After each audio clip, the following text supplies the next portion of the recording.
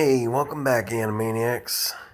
Now we're going to continue on where we left off on Chapter 4.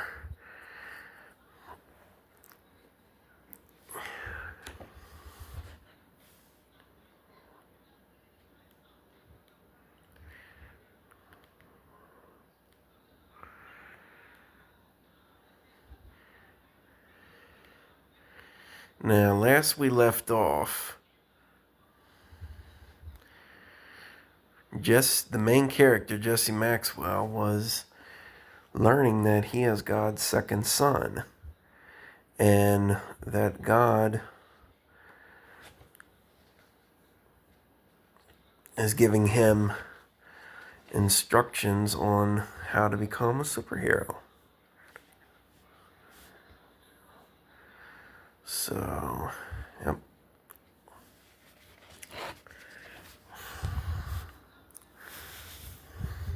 And if anybody's curious what I'm watching, it's Kanan and Cal. Because I grew up watching it. Alright. Chapter 5. The first day. It was Monday morning. The sun was shining and Jesse Maxwell was still having something heavy on his heart. As he brushed his teeth, his mother Cindy called to him. "Hurry, Jesse, or you'll miss the bus," she said through his wall speaker. "I'll be right there, Mother," he called back. Soon, Jesse was on the bus to Seaford Senior High School. But little did he know what surprises awaited him inside those walls as he kept pondering over what to expect in the next 5 hours. All this time, I never knew my real father, yet there were so many signs. I hope I do a good job, Jesse thought to himself. 10 minutes later, Jesse was off the bus and headed towards his classroom. Of course, being the sole heir to the richest fortune in the world, Jesse was no stranger to even those he never met before, and as he walked each step towards his main destination, everyone in his path stared with great enthusiasm. Almost everyone wanted to shake his hand, so Jesse very respectfully greeted them back.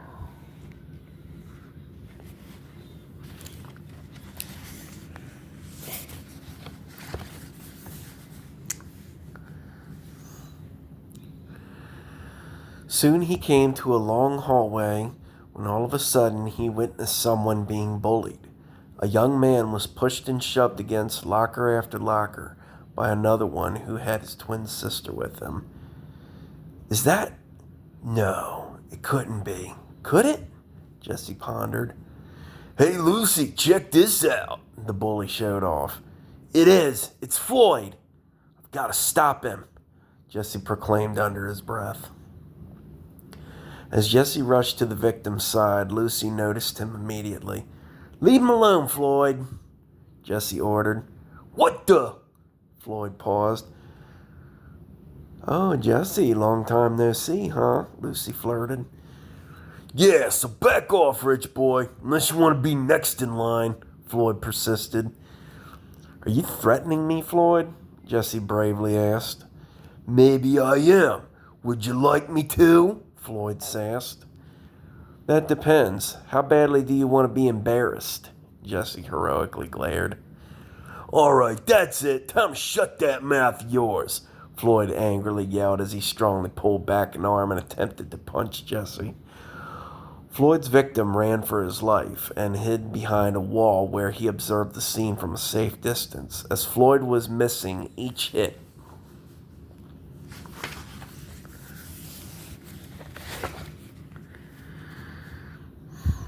Left and right, Jesse notices the slippery floor behind Floyd and dodges around Floyd, using the wall to Jesse's left. While Floyd was puzzled by Jesse's quick moves, Jesse stood in front of the slippery floor and said, "Is that all you got?" He heroically stared. "I'll show you what I've got, you little twerp," Floyd yelled as he charged Jesse. Jesse waited for the right moment and ducked under Floyd just in time for the bully to lose his balance. Floyd accidentally trips over Jesse and hurls himself onto the slippery floor. Sliding fast down the long hallway, Floyd shouts hysterically, hits his head on the stair rail, tumbles down each step, and finally gets knocked unconscious by the wall. Watching from his position, Jesse made a painful face, worried he might have overdid it. Just then, Lucy strolled to his side. "Oh, Jesse, you're a lot feistier than the last time I saw you. Serves Big Bro right for trying to pick on you. So how about we pick up where we left off, stud?" Lucy seductively flirted again. Sorry, I don't want to be late," Jesse stuttered as he walked the other way, and Lucy gasped. For a moment, Lucy was disappointed, then smiled and giggled seductively as she watched him walk to his classroom. Thinking he was playing hard to get, she called out to him, "See you around, handsome." Lucy winked.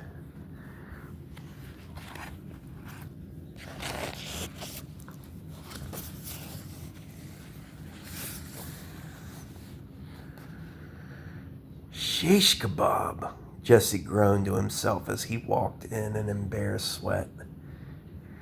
A few steps later, Floyd's victim caught up with Jesse and wanted to give his thanks. "Hey, wait up," he said. "What is it?" Jesse questioned. "Yo, man, I really appreciate you standing up for me back there. Nobody's ever done that for me before. Thanks a lot, buddy," the boy thanked once more. "Buddy? We met before?" Jesse questioned.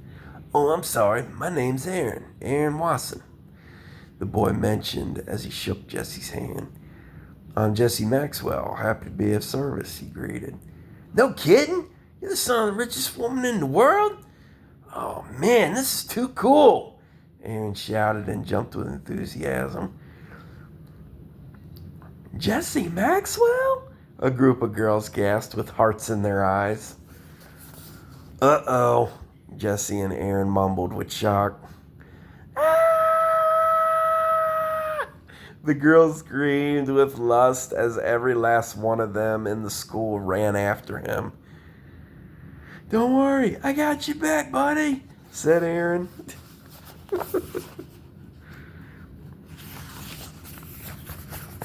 What anime is complete without comedy?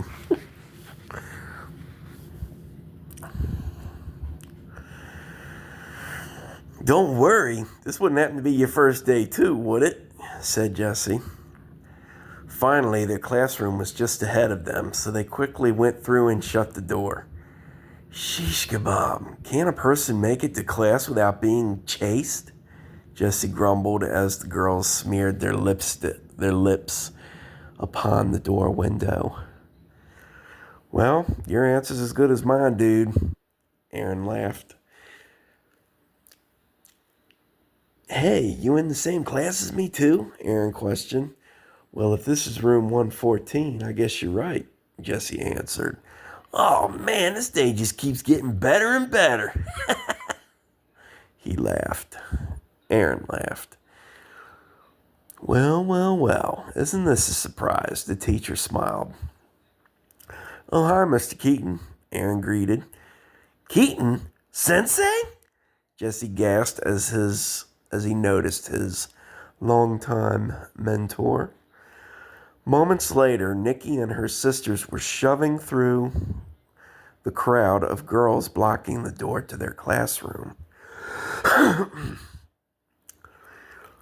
"Hey, get back. I saw him first," one of them said. "Saw who first?" Nikki argued. "Yeah, what the heck is going on here anyway?" said Lulu.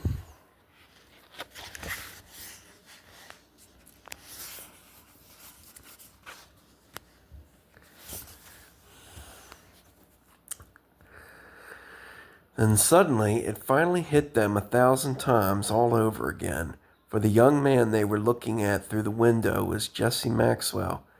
"Oh my God!" all 6 of them shouted as they pounded on the door with the rest of them. Hey, what's going on here?" said Mr. Keaton as he headed towards the door.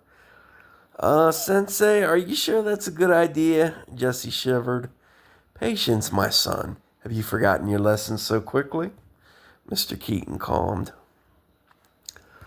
Oh, please, please let us in. Oh, please, the girls whined.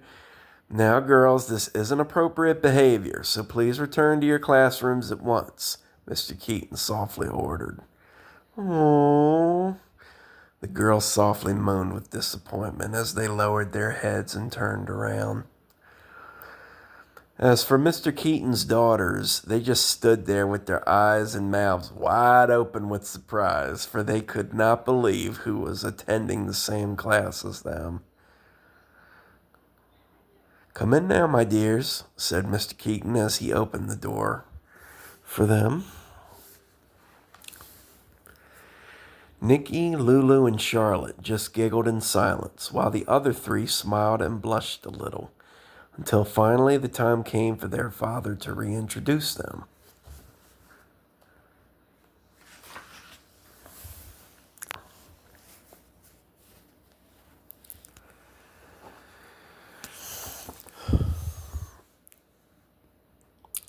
Now I trust you all will treat Master Maxwell with the honorable respect he deserves for the next 4 years, Mr. Keaton instructed. Yes, Father, said Zini, Fifi, and Brittany. Oh yeah, you can count on me too, sir. I pledge allegiance. And on my life I will, Aaron declared as Jessie awkwardly smiled. Once more, Nikki and the other two just giggled. With all due respect, I hope you enjoy your stay here, Jessie, Mr. Keaton politely finished. Yes, Sensei, of course, Jessie politely answered just as someone else began to knock on the door. Mr. Keaton, the person asked. Yes, come right in, Angela, the teacher greeted. Angela? Jessie gasped with surprise. Jessie? Angela gasped back. Oh, have the two of you met before? Mr. Keaton smiled. What? Have we ever?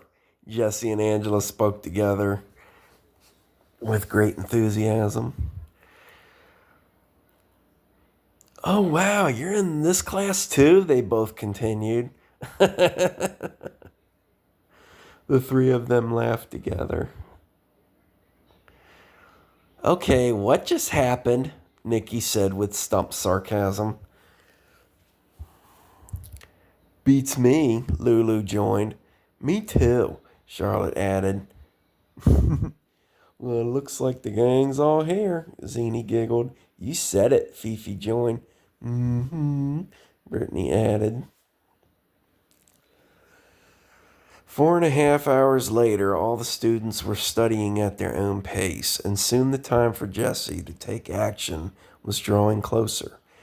Angela was busy drawing manga on her desktop computer, while Aaron began to grow drowsy from his math homework, and his girlfriend, Demaria Burns, clung to her laptop as she was studying complicated blueprints for her inventions. Come on, Aaron, stay focused, she whispered in his ear. Moments later, a paper plane landed in front of Jesse's history textbook, and as he looked at it, he noticed it starts to say something from in between the folds. It said, Hey, Jess, what do you say you and I plan a date after school, huh? Nikki. Afterwards, he peered over to where she was sitting and found her giggling as she waved at him. Jessie just gulped nervously.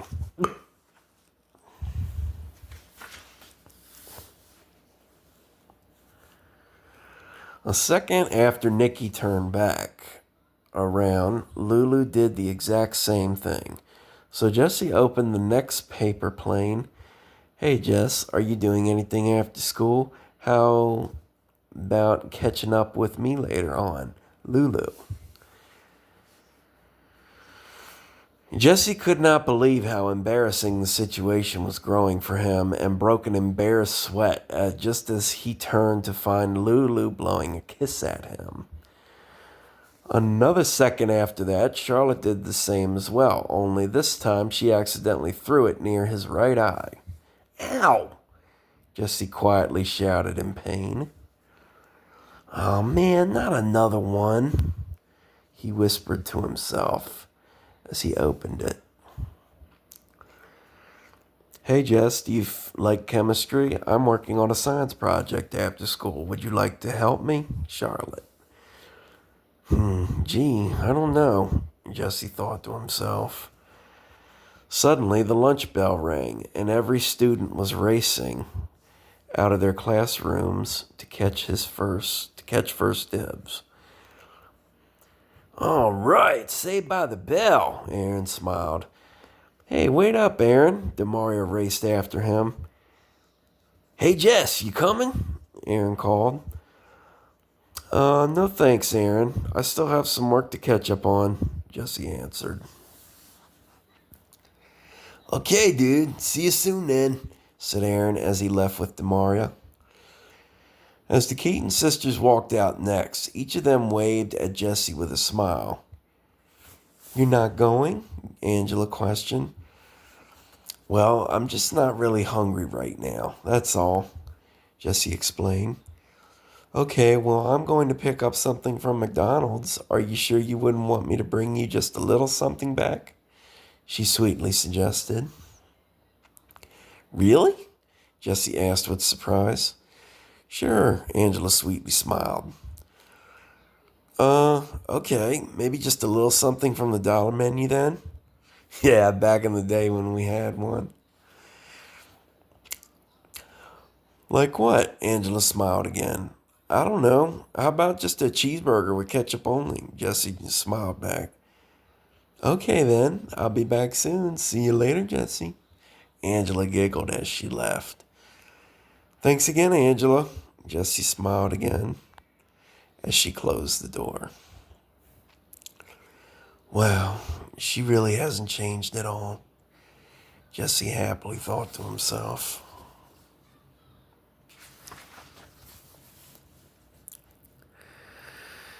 Suddenly, the strange feeling from 5 years ago came right back to him. Jesse was having another future sight vision, which also told him that his hour to become a hero had finally arrived.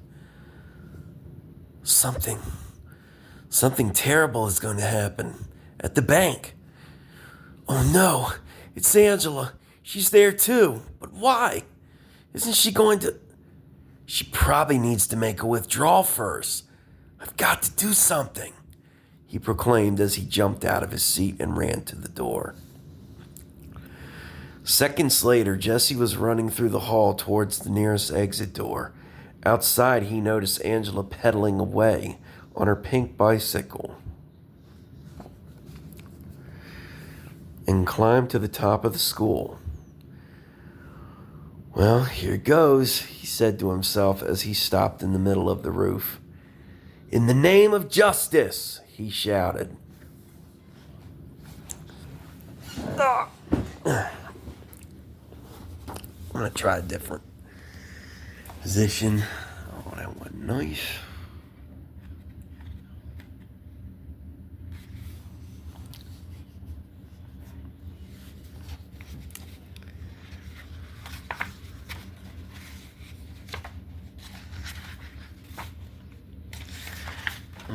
Lost my place. Give me a sec here.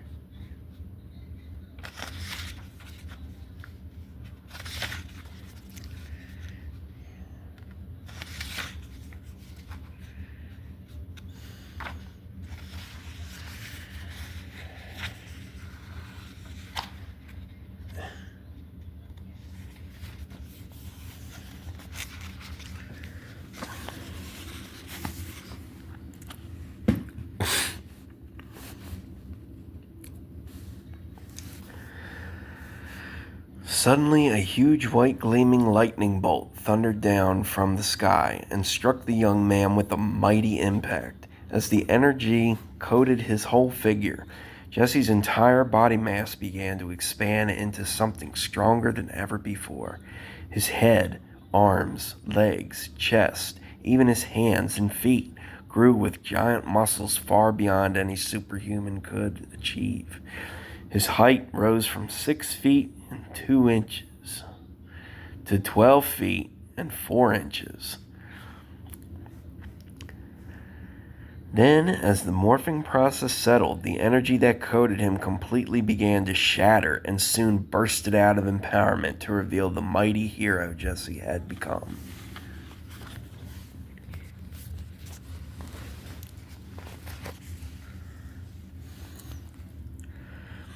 His body had completely changed form, including his clothes. A chocolate brown warrior headband gently wrapped around his forehead with a line of platinum star-shaped studs attached in front and hid perfectly just below his white spiky hair in the back. His shirt changed into a green dragon scale martial arts gi top with the center of his upper abs exposed in order to reveal the glowing birthmark upon his chest, and stretching out below his gi belt. His gi belt held itself together in a martial arts fashion as the thick knotted straps hung down his knees, matching the chocolate brown color of his headband, gloves, and shoes. His gloves, equipped with star-shaped studs in each knuckle and a thick platinum combat shackle around each wrist. His shoes, equipped with platinum combat soles to toe attachments and thick flaps that covered each shoe down his ankles like a patriotic design. His pants became a warrior hakama as black as the night sky and stretched out like a cape with platinum star-shaped studs going down each leg on the same side, and thick green dragon scale flaps that stretched from the middle of his shins to the top of his ankles. He truly had become a hero. What's happened to me? I've changed. I'm I'm a superhero! Jesse cheered for joy as he soared through the sky. Wait a minute. He paused. The bank, he continued. I've got to help those people, he finished as he flew away. The moments he flew through the sky attracted many people, young and old. Children at the parks became so excited they stopped to observe, while adults driving their cars became so befuddled they stopped on the street without even running into each other. Elsewhere at the PNC Bank, Angela had just walked in the front doors when suddenly 3 giant robots controlled by 3 strong thugs were flying through the air and landed right behind her, blocking the entrance as she turned around to look outside. Oh my, Angela gasped. Then suddenly the robots opened up from the inside and a whole bunch of other thugs ran out while the strong one stayed inside at the controls. The robbery was just beginning, and everyone, including Angela, were being held hostage.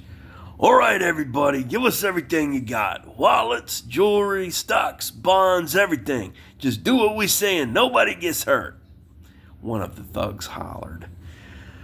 Luckily, Angela was able to hide underneath the counter. Now to do some good, Awesome Man declared as he flew toward and landed behind the robots. All right, who goes there? A strong thug hollered as he turned a heavy robot around. Yikes! Who the heck are you? Hey fellas, take a look at this, he continued as the other 2 robots turned around.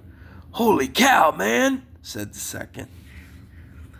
Just how big is that guy? Said the third. Well, whoever he is, he's got to get by us first, said the first. You sure that's a good idea, man? Said the second. Sure, I'm sure. It's not like he's bulletproof, you know, the first one argued. I don't know, man. He looked pretty strong, said the third. Let's just get him. Ready? Aim? The first one paused. This should be interesting, Jesse thought to himself. Fire! The first one ordered as they all blasted away. Moments later, their ammo finally ran empty as they stared and waited for the dust to clear. Shocked by what they saw, the outstanding hero was completely unharmed. No way! they all shouted as their jaws dropped. Expressing that their attempt was a big mistake with a serious look on his face, Jesse shook his head and right index finger at them. This, of course, greatly intimidated the three strong thugs. Uh-oh, they all regrettably panicked. Inside the bank, all the other thugs heard the commotion from outside until one of them decided to investigate. Outside, he came across the three giant robots that were now reduced to shredded lumps of smoking metal and sparking torn wires.